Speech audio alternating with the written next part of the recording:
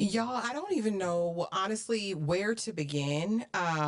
Because I mean, I even feel like this episode, I need to slightly take my foot off Kankle King's neck, but not fully, y'all. But these experts, they pissed me off.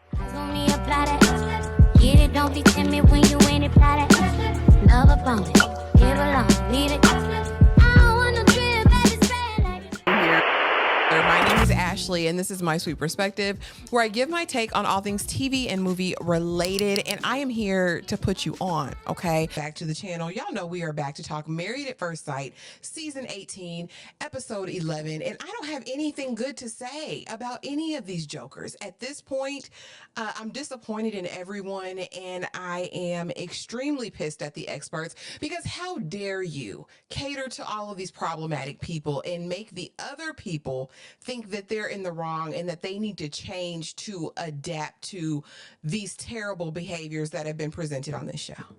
Not once, not twice, but thrice. Y'all have done this multiple times just in this one episode. Pastor Cal, Dr. Pia, and you too, Dr. Pepper. Because what you would never do is make someone forget the trauma that they've undergone and send a black woman in to be abused some more. Because let's call a thing. And for those in the comments, I had to block a couple people last week because you would never play on my head top, right? About the David and, Michelle situation, that she's justified in not wanting a brokey. And I said that. I've said that a million times, girl, but you would never come in here with all of the audacity thinking because your ex-husband is something, that no one else has a right, girl, or like we couldn't bag a professional or haven't. Like, I don't get that, girl. So, I mean, you're no longer here, but I had to put that out in the ether ways because you really played on my head top. But let's get into David and Michelle first. You know what we do here. We go couple by couple. And for all of those people who said, oh, it's a cultural thing, he's living at home to save money for his house. That man is broke. Like I said, upon seeing the genie in the lamp, he was a brokey. He was comfortable living at home. He was not building a savings. He was not equipped, prepared, or ready to take on the responsibility of a wife. And they set Michelle up. Now, is Michelle all kinds of wrong? Absolutely. Not because she doesn't want a brokey. It's her delivery. It's the way that she moves about in these situations. But in this episode, they decide the best possible thing to do is to take him shopping. And girl, why? Because who made you Vogue GQ? Who did it, sis? I'm trying to understand, because none of these looks that you pulled were fire, hot, or tempting, ma'am. None of the looks were fine, sexy, masculine, ma'am. I don't know I don't know if it was tweed, the green blazer. I don't know what the maroon blazer was. I don't know what you had going on. But he said he was going to buy a jean jacket, and it looked a little bit young to me. Because here's the thing, sis. Don't take him to a place he can't afford with his second shift job. Don't do that. Take him to a reasonable place, and let's not ever bring Drake or Travis Kelce into this. Enough is enough. And so they meet with the experts, Dr. Pepper, of course, and Dr. Pepper is basically, explaining to David, you just need to keep shoveling it in. Just keep putting up with it because it's not even about you. I guarantee it's not about you. She comes in, and this was the episode, I guess, to exploit childhood traumas. Because why did we need this? Why did you open these can of worms, have all of these couples crying, only to leave them high and dry? I don't know if you guys offered aftercare. I hope that you did, as you dug up all of these skeletons from their closet, but alas, let's go on. So they're sitting talking to Dr. Pepper, and she basically says that she was born poor. All right, like we said, she was born poor, and she's never going back. All right. Like Scarlett O'Hara said, I will never go hungry again. She is not going to do it. Not for David, not for anyone in Agrabah. Okay. She's not doing it. And so they're talking, and she's just, no, I didn't feel bad about being poor per se, but I felt bad about being different in school because we had to do this. Then he comes up with a childhood story about being taken out of public school to private school where he was the only, melanated person in the group. Baby, what's that got to do with today? What's that got to do with you not having no money in the savings? What's that got to do with it going to take you 2 years to be ready to move out? What's that got to do with that? I'm with Michelle. I'm not going back. But Michelle, and correct me if I'm wrong, but the contract states you just have to keep filming. You do not have to stay in these relationships. So I wish people would stop pushing that narrative as well, because why? And so again, we see them, they're kikiing, they're laughing. Her girlfriend comes over, or yeah, to help with the fitting of the clothes or whatever. And, he basically says, as long as she's getting her way, she's fine. Well, that's all of us, Buki.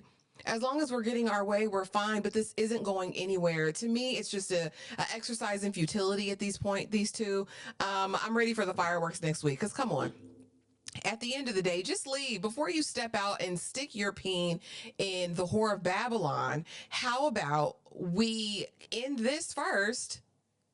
Even if it's not going anywhere, end it first. There's just a right and a wrong way to do everything, and it speaks volumes. And let me tell you, the sun shining that day when he walked out was not the reason for his skip in his step. It wasn't. It wasn't. Next, let's talk about Carla and Juancho. And she decides that she is going to pull all of her spiritual muscle and pivot, because she's understanding and discerning that Juan does not want her as she is. She has her friends over and says, you know what? I'm going to lean into this business. I'm doing heads in the house now. And I'm going to take the Juan, master's in business class. I'm going to take his MBA program. All right. And so they go out to sushi, and he's eating sushi like this is his last meal. Like he's never had a bite of sashimi ever before in his life. Like he's never had a hand roll ever. He's tearing it down. I said, mafs must have paid for this. Like they probably would have paid for that month-aversary dinner, but you decided to take her to the park with your bottled green juice. I'm over it. And so they're sitting talking. He's telling her about her business, and the sky's the limit, girl. You need to farm out the website creation, delegate that. Hire somebody to do that third party. That'll free you up to do everything. You're thinking about getting a salon, having your own suite. Do more, do multiple. Then if you're really good at being a leader, you can boss up and do your thing. This is the element. This is what he loves. And again, she is sitting there like she could not be. I mean, it was dull, dry, and boring. She's doing that to get into this man's good graces. She lets him into her world of, whatever, Pilates, takes her to a Pilates class and tells that the instructor of the Pilates class is who she aspires to be in her life. These are her long-term goals, and they look the same age to me. So I don't know how old this woman was, but they're talking, and Juan is doing Pilates, and okay, whatever.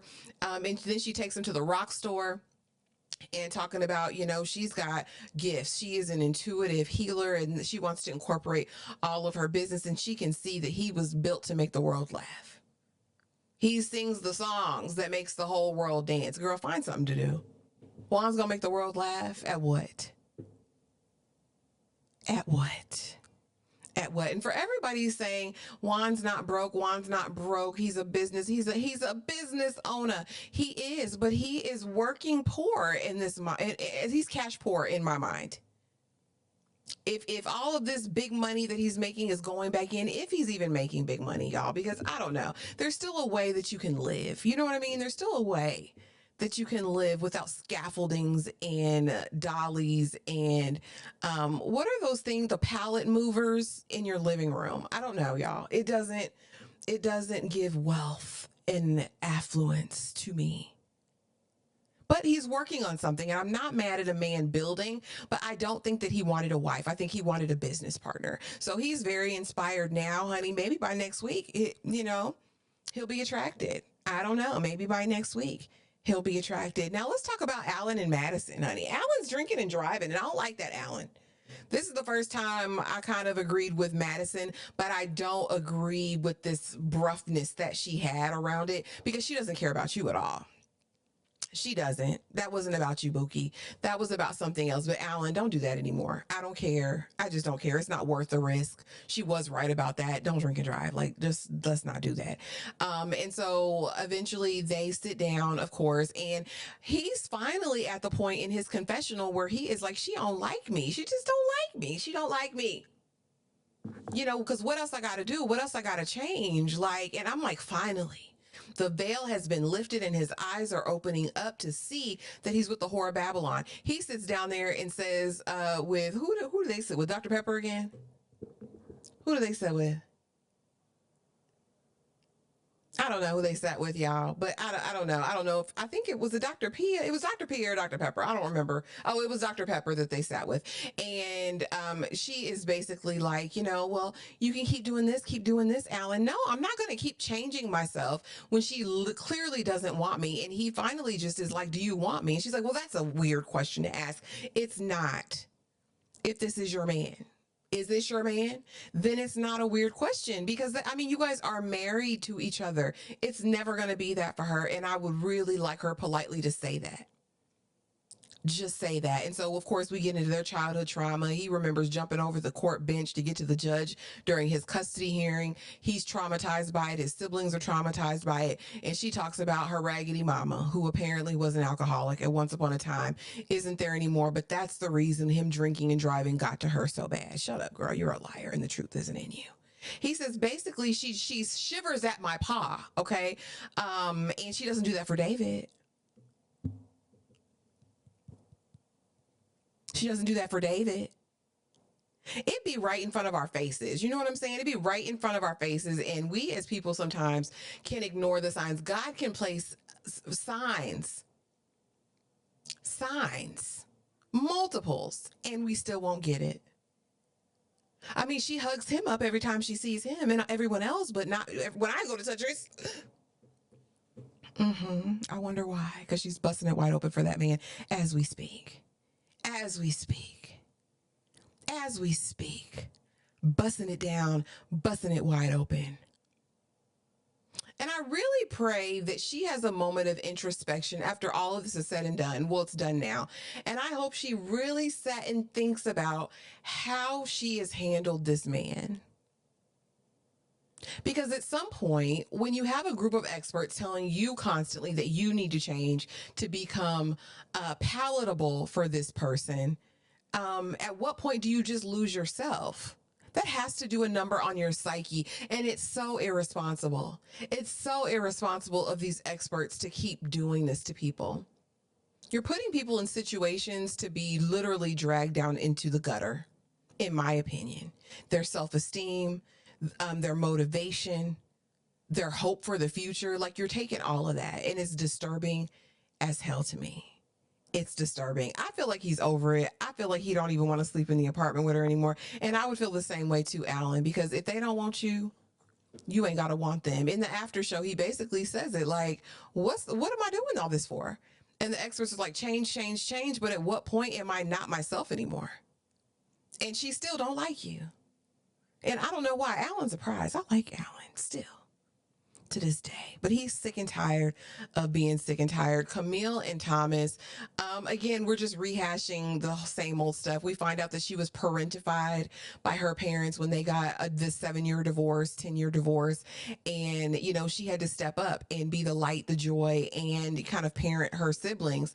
And, it made her cry. But again, you guys are pulling out emotion. These experts know what to do to press buttons to evoke and elicit tears, but it wasn't necessary. But of course, Thomas liked it because this is the first time she's cried. And she says, basically, I'm a G. I cry once a year. You got this one time. Okay. And, he's like, I feel like you were vulnerable. You were more open, yada, yada, yada. Again, they're fine for now, but the previews make me nervous for them. Really, really makes me nervous. And again, Dr. Pepper was their expert that they sat with. It was really uneventful with these two. I'm trying to think of what else they did. I took a little notes, honey. I don't have no other notes on them. It was just dry. And him repeating himself. I probably would have been asleep at some point with Thomas just talking. Dr. Pepper does talk about his earrings. She said, yeah, she bought me some earrings. I said, let's do more bedroom action, less talking at this point, because I don't know what's going on with that. Finally, last but not least, let's get to y'all's favorite. The reason you came back, probably. Cankle King and MM. And I don't know who to be more upset with. I don't know if I should be upset with MM. I don't know if I should be upset with Dr. Pia and Pastor Cal or the Cankle King himself. At this point, He is just, to me, getting rewarded for bad behavior. He sits initially and talks to Pastor Cal, and Pastor Cal's like, man, what's going on? I heard you did XYZ, man. Did you know, well, she made me feel less than, and she belittled me, and she's done this and this, and I just don't feel whatever in her presence. Again, that's a you problem, sir. That's that little man complex, because any man with some game, with some sense, would have said, oh, she's got her stuff together. She can elevate me. She can help me elevate. We can grow together. It can be this, this, that. But no, you took it as a personal slight to you. Her success, her education, her achievement was an affront into your mediocrity, I guess. I guess that that was what it was. But he says he's felt disrespected, this whole relationship not valued, made to feel less than and smaller than, and you are. And Pastor Cal basically is like, and he's like, and she disrespected me, and I've never disrespected her. And Pastor Cal said, hold on. You never disrespected her? Who are you out here calling a-holes then? If you act like an a-hole, you get called an a-hole. And then he has to say, oh, you're right. These edits were wild, because I know this conversation lasted way longer with Pastor Cal, but the little pieces we got, you all of a sudden acquiescing, please. And in the after show, has the audacity to say he's always on the defense because he works with kids and he's always planning the next move. Real? What are you defending yourself against your students for? Like, what is it? And somebody said it. No one's talking about him having depression. At this point, my empathy meter for Cankle King is at -12. I could give a damn. At this point in life, he is 42 years old. Ample resources. You've had resources to write this tired A book. You've had resources to build a community around it on an Instagram about a damn woman that will never come into fruition. But you didn't have time, resources, money, funds, coins. You didn't make enough off the sale of these raggedy books to go and book a session and work out your childhood trauma. I am not giving any grace there. I'm not. We've all had to do work.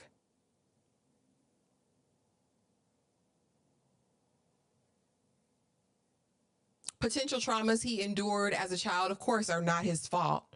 And that's terrible if things happen to him, because I don't know why you would want all of your baby pictures destroyed, like MM is saying on the after show. And do you have mother issues? I don't know what that is. But again, that's not our issue. That's not MM's issue. You signed up stating that you were ready to be married. These things are going to show up in any relationship you're in, not even just romantic relationships. I'm very interested to know how he even navigates in the real world. I've read the Reddits with the ex-girlfriends. The girlies on TikTok are in the comments, honey, talking about him being with their friends, their best friends, and how he's gaslit them and treated them poorly. Like the saga goes on and on and on, and it'll keep repeating until he takes the initiative to get whatever help he needs. At the end of the day, it doesn't mean you have the authority or authorization to bleed out on everyone else. Pastor Cal, as someone who has been allegedly in the ministry for 20 plus years, Dr. Pia, who is a trained professional, why would you set MM in a situation to be in an abusive situation? Like, I don't understand. A conversation, a mediated conversation is one thing, but pushing them to move back into the apartment together is sick to me. It's sick to me. And so they're having the conversation, and Pastor Cal is like, whether you want to work it out or not, are you willing to have a sit down with MM? And reluctantly he agrees. He don't mean it. He's trying to save face at this point because he knows how he's come across. They saying he's telling people, oh, it was a bad edit. It's not a bad edit. It's who you are. You're bad, sir. Consistently terrible. Your behavior is atrocious for a grown man. It's disgusting. It's deplorable. And you ought to be ashamed of yourself. You ought to be ashamed of yourself. And so the experts now, we're talking to MM, Dr. Pia, and Pia again calls another woman of color spicy. Stop it. Stop stop it. All she said was, that's a fact. We are married, and it is. What's spicy about that? Well, you just need to, not bombard him with questions. We have 8 weeks to get to know each other. How am I supposed to get to know you without asking you questions? Somebody make it make sense for me. So you guys are aiding and abetting a treacherous man's character and putting a Black woman in position to be taken advantage of and broken again on national television. All right. And so finally she agrees, yes, I'd like to talk to my husband. What? What? There's no going back after he disrespected me the first time. If I'm disrespected the first time, it's a wrap. Like, girl, neither of y'all are spring chickens. You should have enough lived experiences to know a person's character. He hasn't shown you once, twice, but thrice. 3 strikes, you are out. And for me, it's more like 1 strike. Because who got the time? There is not, let me just say this, PSA, there is not a shortage of decent men out here. There's not. There's not a shortage of gainfully employed, decent, kind men. There's not a shortage. You may have to dip out and dip into some other arenas, and you might not even have to do that. They're there. A man who will love you, who will nurture you, who will value you, who will love you just as you are. All of this bending and changing is crazy to me. Compromise is one thing. Compromise is healthy. And it's normal and it's balanced and it's reciprocal, right? Like there's a reciprocity in compromise. This full out change everything about who you are, everything that you've been, everything that you've become to become palatable or acceptable by someone is insanity to me. It's insanity for a nothing, a half piece of man. I think not. And so, yeah, I want to talk to my husband because maybe that's a defense mechanism. Who's got time to work this out with you? Who's got, I don't know you. Like you always tell me you don't know me. I don't know you. I don't know you to spend this time, to invest this time and energy into this. It's sick. And so we finally sit down with the experts. Well, are you willing to do this and approach him this way and be softer and delicate and not ask the questions, just have the experiences? Yes. And you, Ikechi, are you willing? I don't see this working out without you moving back in. Well, fine, but she's going to have to do this. She's going to have to shut up. It's disgusting and it's irresponsible, in my opinion. And the fact that there is no one, I need to call a lifeline. I need her to call her cousin, her bestie, somebody, and snap her back into reality and let her know that she is worth and deserves so much more. But y'all, that's it. That's all I got for this episode. We will be live tomorrow night, Thursday, same place, same time, 7:15 Eastern Standard. I will be hosting the live panel discussion, chopping it up about all the ins and outs of episode 11, Married at First Sight. Be sure to join us. Be there, be square. And if you haven't already, what are you doing? Like, comment, subscribe. Hit the notification bell so you don't miss a thing. And I will see y'all in the next video. Thanks for watching.